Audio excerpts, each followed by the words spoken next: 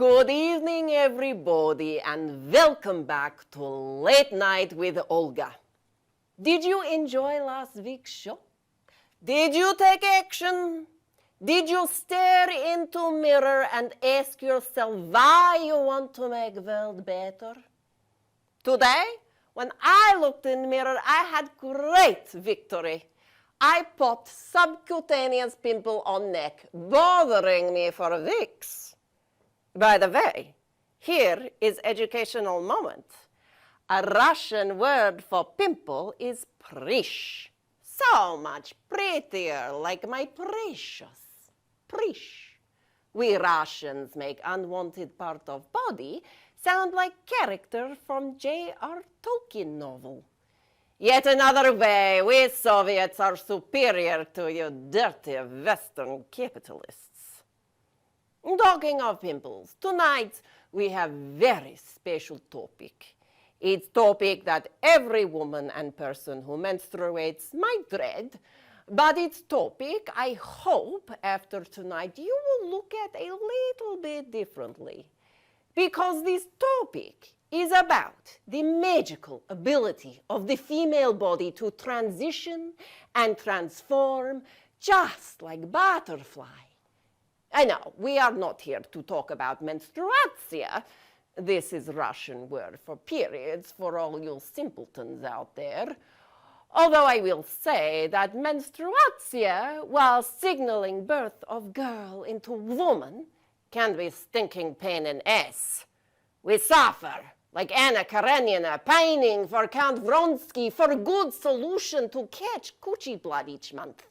Because the great entrepreneurs of United States of America have not yet solved the problem. Why, we have internet and iPhone and stupid Jeff Bezos spending billions sending boring actors into outer space. And we don't have good high-tech options for menstruatia. The current options are shove primitive toxic cotton slug up coochie, wear bulging leaking pad that makes butt look like elephant man face, insert rubber cup in fufu like perverted Catholic priest to catch blood in chalice. Oh, insert menstrual sea sponge. Poor sea sponge screaming, just put me back in Adriatic Sea, please. And then, of course, we have the period panties, which contain harmful chemicals called PFAS that cause cancer. Are you trying to kill us off? Period so-called solutions corporations of the world? Now, of course, we are better off than in caveman era, but we need more elegant and safe way to honor beautiful menstruatia because our bountiful bleeding means we can have baby. We grow human life in internal petri dish. We are strong. We push human watermelon out of vagina. We are strategic. We make little soldiers for Zelensky. And we fuel economy because we make messed up grown-ups who spend hundreds of thousands of dollars on therapy. But when we get older, our beloved internal Niagara Falls goes haywire and then goes bye-bye. And then what happens? What are we told? What is our future? According to Hollywood, maybe we will turn into old hag, like Betty Davis in Whatever Happened to Baby Jane. Did you know that Betty Davis was only 54 years old when she made that movie? Cultural pressure to deny onset of gray hair and wrinkles makes famous people like Nicole Kidman inject so much cow bacteria into their face that they look like creepy doll in horror movie. And I don't know what ugly old Republican men say about the female body, but I can make pretty good guess. Men, so-called men like Frog-Faced Mitch or Small Dicky Ted, No women are superior and would do a much better job than them. That's why they want to keep us down. No abortion? No problem. Stay home chained to changing poopy diapers and wiping spit up on blouse for the rest of your young life. No paid maternity leave? No problem. Have nervous breakdown while you run Zoom meetings, sweep crumbs off floor and suckle teething baby at same time. But I am here to tell you, once we women are liberated from menstruatia, we have so much to look forward to. So, in tonight's episode, we will dive into menopause. Tonight, we will separate fact from propaganda and meet exciting guests helping women thrive in this new era of their lives. We'll be right back after this message from tonight's sponsor, 1-800-RABBIT. Greetings. My name is Cassandra Thistlethwaite Crumby. Last year I turned 70 years old and my sex life has never been better. I was terrified when I first went through the change.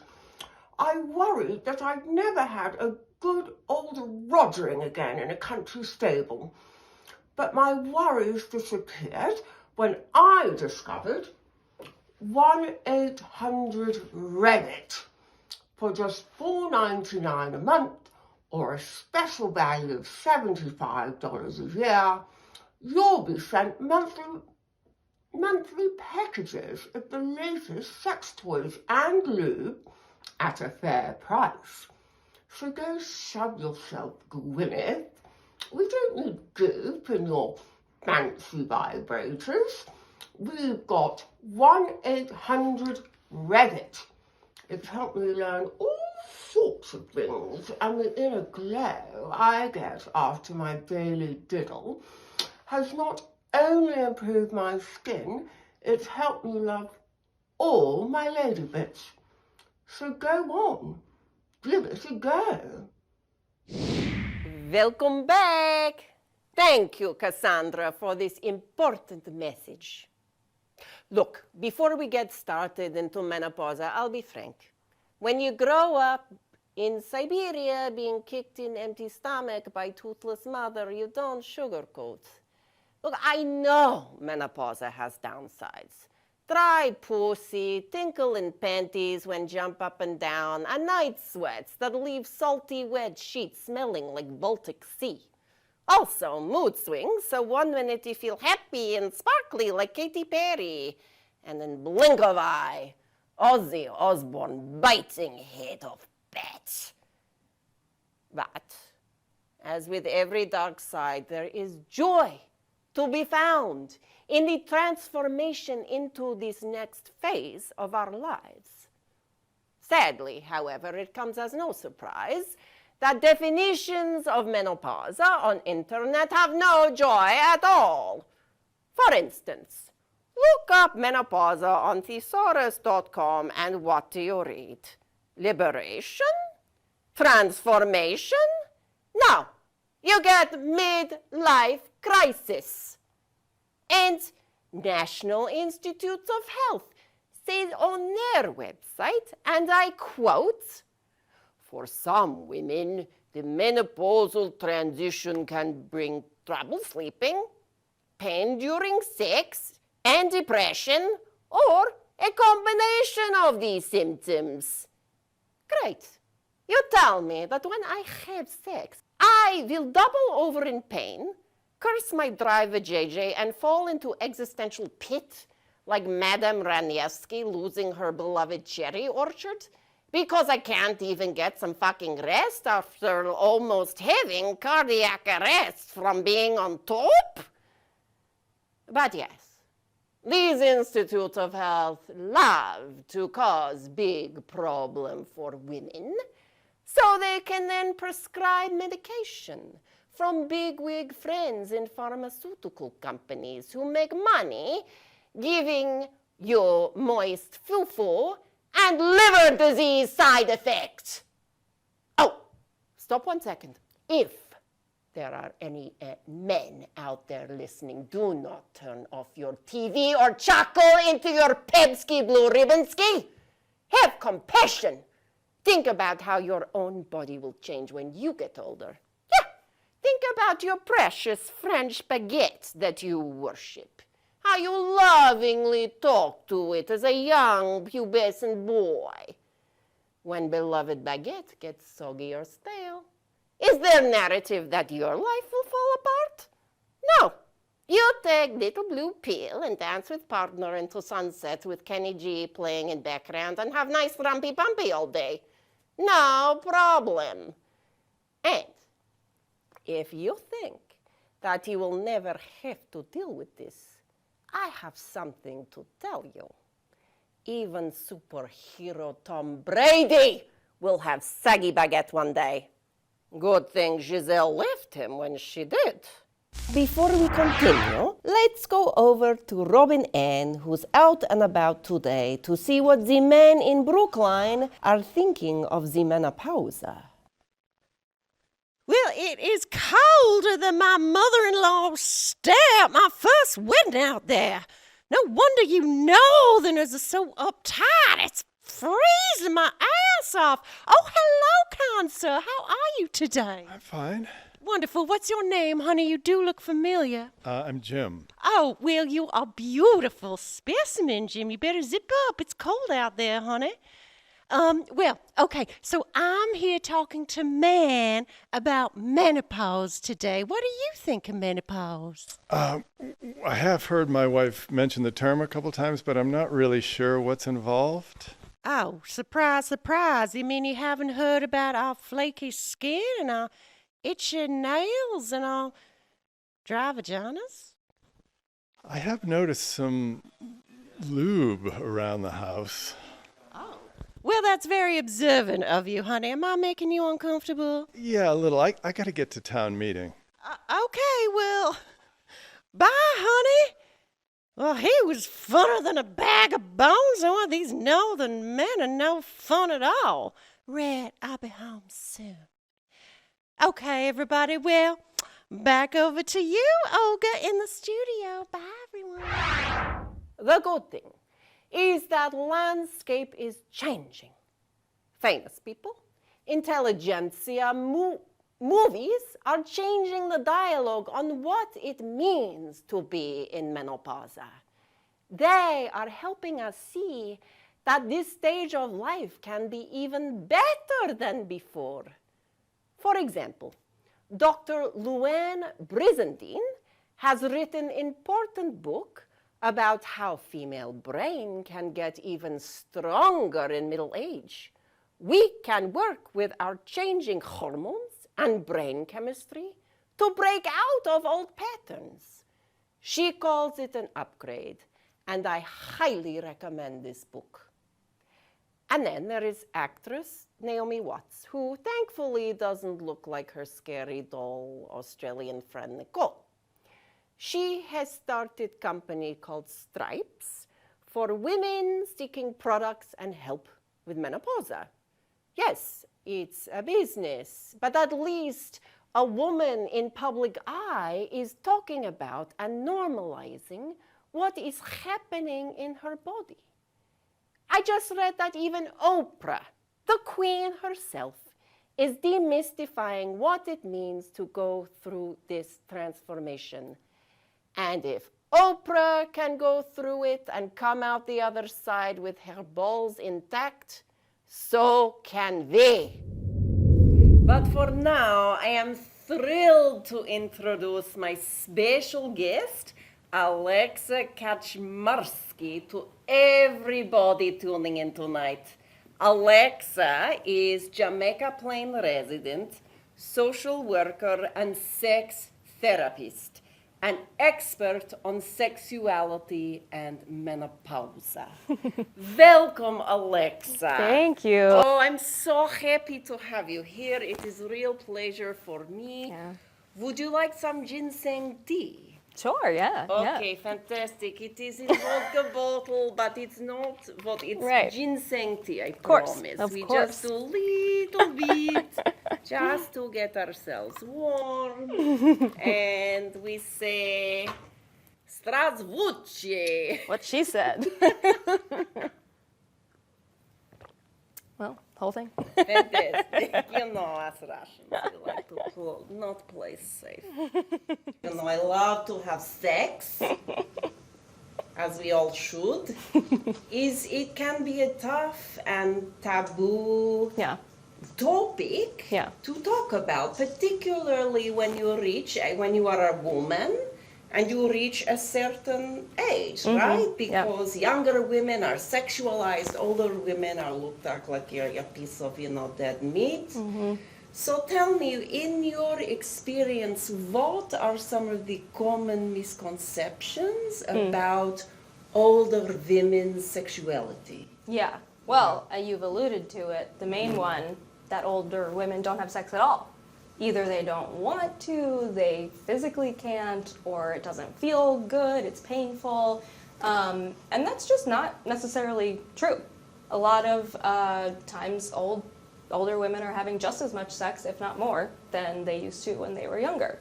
And I think we'll probably get to this soon, but there are some physical things that can happen and change to maybe decrease certain things that you would want during sex and make you want it less, but that doesn't always happen, and there are ways that you can manage that so that you can continue to have as much sex as you used to or as you want to.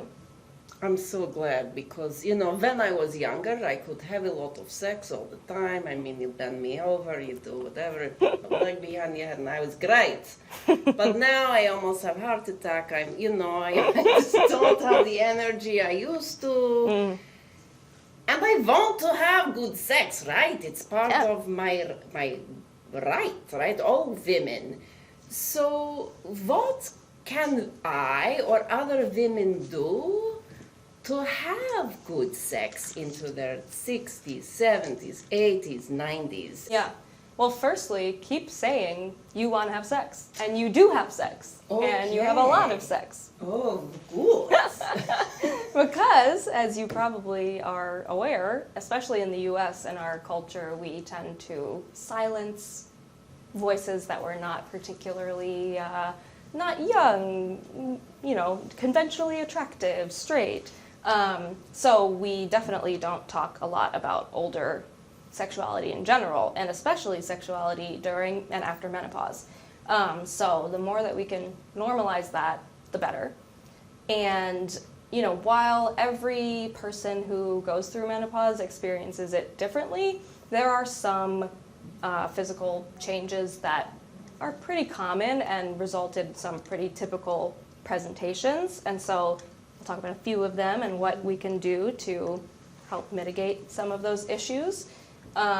So the first main thing that happens during menopause is your estrogen levels decrease, which can cause vaginal dryness, which I'm sure you've experienced. Yeah, thank God for lube. Yes, exactly. Yes. So that is one of the main things we can do is buy lube, experiment with different brands, experiment with different types of lube. There's water-based, there's silicone-based. Anything that feels good and better is good to do. You can also experiment with vaginal moisturizers. Usually you have to talk to a doctor, a gynecologist about that. But there are creams, there are suppositories you can put in, all kinds of stuff if lube just isn't doing it for you. You can also take estrogen orally, or there's estrogen creams that can help to increase that natural lubrication. And then the other thing that a decrease in estrogen does is decreases the blood flow to the genitals. So that might feel like less stimulation or less sensitivity to stimulation, which can result in it taking longer to reach orgasm or just generally not feeling as sensitive or good as it used to. So what can you do there? Well, you can apply more pressure, spend more time around the sensitive areas, and really, which I think is very exciting, expand your sexual repertoire. Oh, tell me more. Did you used to go straight to penetration? I don't know. Try oral sex. Yes. Try using a sex toy. Oh, Try yes. watching pornography. Oh. Or if you have a partner, you can read some erotic literature to each other and warm up a little bit. Okay. Now I'm getting horny. All right. I'm going straight to the sex shop after this. Is there any message that you would like to tell women as they are going through menopause, or maybe after they have gone through the menopause? Yeah. I mean, talk to each other, talk to your friends, talk to your doctors, your therapists, seek out sex educators, rather than getting information through the media that's mostly run by the patriarchy. Yes. That's telling us we're no longer sexual, or once you get older, it's all done, because that's just not true. Talk to each other and talk to your partners and tell your partners what has changed, because something that used to be easy and pleasurable might now be painful. So open communication, I would say, is one of the most important things to keep forever, but especially when our bodies are going through changes. That's so important. Thank you for saying that, because that is actually the foundation, right, of any Yeah, good sex. good sex, good relationship, good sex, even if one night stand. Like, be on it, be direct about what you want, what you don't want. No, cock up BS. You don't want it. Goodbye. Tell me, are you seeing patients right now? How can we find you? Are there any resources that you recommend? Yeah. I am seeing patients right now. I see individuals and couples. I work with a group practice called Life Stance. So you can actually find all kinds of therapists or medication prescribers through Life Stance. Just go online, lifestance.com, to find me or a different provider. And as far as resources, I mean, each other, we are really great resources for whatever we're going through. I love what you are saying, to rely on each other. As women, we need to be in community with each other, honest with each other, and that we can be our own greatest resource. I love that. Thank you. Thank you so much for your time. I hope we can have a little dance. Yeah. Okay. Let's do it. Amazing. Okay, and we'll have a final yes. cheers. Okay. To you and to sex. To sex. To healthy sex. Yes. Yeah. Okay. Oh, it's been a pleasure being with you all this evening. Not as much pleasure as sex, but still as pleasurable as having men with small penis diddle me. Anyway, I hope you enjoyed tonight's show, and we'll look at menopause a little differently now. Brain fog? Use it as an excuse to tune out your boring boss. Dry pussy? Buy some lube and a vibrator and have fun all by yourself because your husband is in the other room picking his toenails and your kids are in college. Go out to a bar and flirt. There are very few cougars in Brookline, so you won't have too much competition. Now, don't talk yourself out of it. This is not self-indulgent. This is self-love. Before you go to bed tonight, ask yourself, why will it feel good to have even more fun as my body changes and I go through menopause? How can I tune into my own truth about who I am as a woman, ignoring patriarchal cultural narratives that seep into our lives like nerve gas? How will this upgrade my life? How will it change the way I and my fellow females look at the world? How will it empower our daughters? And how will it stop my urge to stomp on beautiful girl with flaxen hair running down street in shorts with no cellulites? With that, I bid you good night, dobroj noci, and don't forget to find your why.